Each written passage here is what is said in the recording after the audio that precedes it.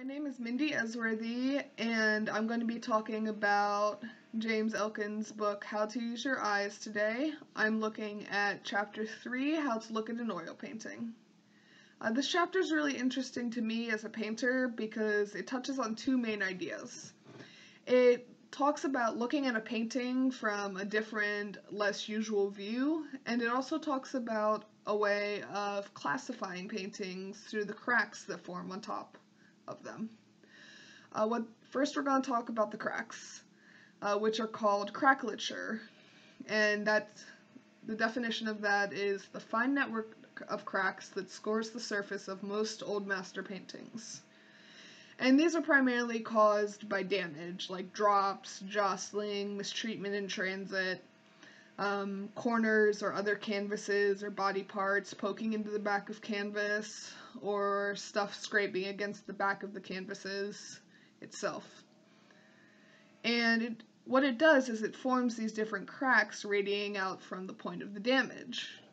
And the type of paint, the type of canvas used changes how the cracks are going to form. And the additives in paint also change how the cracks are going to form.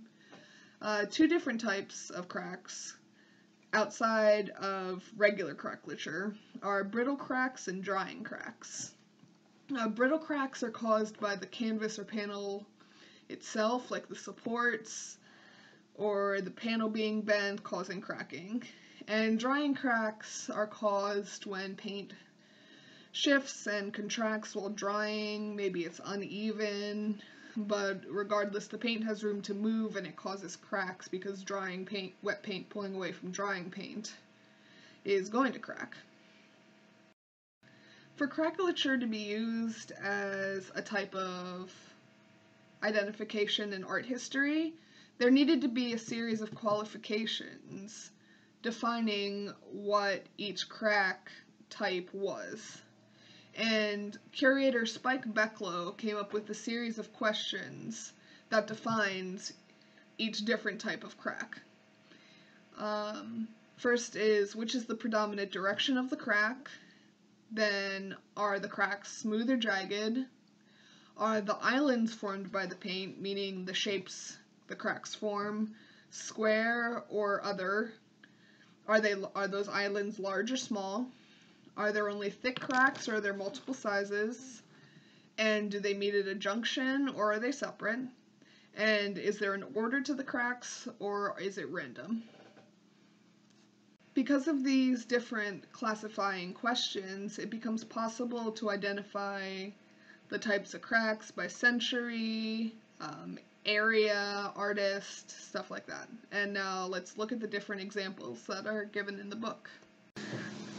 Now I'm a very visual person, so inspired by the tracing video of exercise 1, I decided to trace each of the cracklatures of the examples given in the book.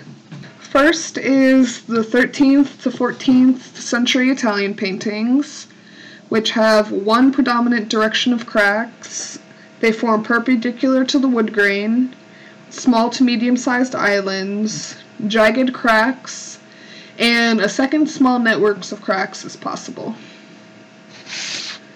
Next is the 15th to 16th century Flemish paintings, and they also have a predominant direction of cracks, but they form parallel to the wood grain. And they have small islands, smooth cracks, straight cracks, relatively square islands, a uniform thickness of the cracks, and they're highly ordered. Next is the 17th century Dutch painting, and again there's a predominant direction of the cracks, and it's strongly oriented, usually perpendicular to the long side of the image. There are medium islands, jagged cracks, and square islands. And last is the 18th century French painting, where, unlike the rest, there is no predominant direction. There are large islands, smooth and curved cracks, and no really square islands. I think that crackliture gives us a really unique perspective to look at paintings, as analysis of art history generally looks at the elements and principles of design, along with age, year, size, make, etc., over looking at stuff like the cracks. And as the reading says, the obvious things are the most things that are overlooked, like the frame, the dust, the varnish, and the cracks that cover virtually every painting. Now, that statement made me pause and think a little bit, because I couldn't think of a painting that I'd seen that had cracks on it. So I went and I looked at two pretty famous paintings, the Mona Lisa and the Girl with a Pearl Earring, using Art Store, and what I found was pretty surprising. At first glance, these paintings don't seem to have any cracks on them, but when we go into Art Store and start zooming in, that's when the cracks begin to appear. And they're surprisingly delicate on the painting. And you can see the square pattern on this one forming. They're forming pretty parallel to each other, it seems. And here, even before we zoom in, you can see them. And this one's more like the 18th century painting, where the cracks are more rounded and square and freeform. This goes to show for us as artists is that there's always another way of analyzing, there's always another way of looking. Think outside the box. I take this chapter as a challenge to look at the world and artwork around me differently now. And I hope you do the same.